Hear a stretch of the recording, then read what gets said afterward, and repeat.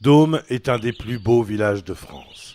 Tout proche de Sarlat, cette cité médiévale offre d'abord aux visiteurs un panorama grandiose depuis son belvédère. On a la chance d'être situé donc sur une falaise de 150 mètres et là il y a un point de vue qui est un des plus beaux points de vue donc sur la vallée de la Dordogne. Juste derrière, à 2 pas de l'église et sous la vieille halle, se cache une grotte. On n'a pas besoin d'aller loin pour la trouver, elle se trouve en plein milieu du village, ça c'est unique de toute façon en France, et c'est une grotte à concrétion, donc stalactite, stalagmite, c'est une galerie de 400 mètres qui passe sous le village entièrement, on passe sous les maisons quand on visite la grotte de Dôme. Bon bah alors on y va.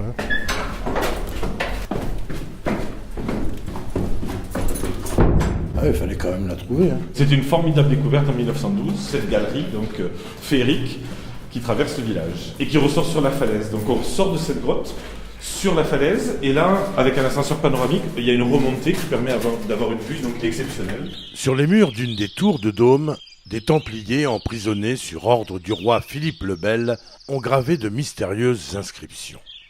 Ces moines soldats, partout en France, furent arrêtés le même jour.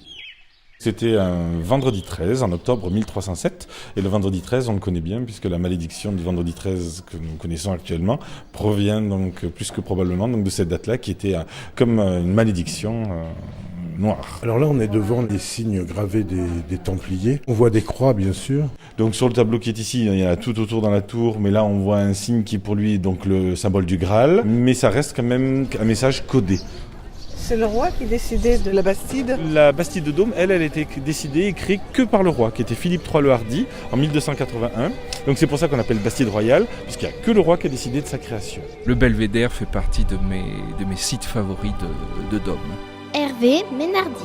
Ici sur le belvédère, on peut avoir une pensée tout d'abord pour Henri Miller, voyant ce magnifique panorama, à parler de Dôme, en disant que c'était l'acropole du Périgord noir.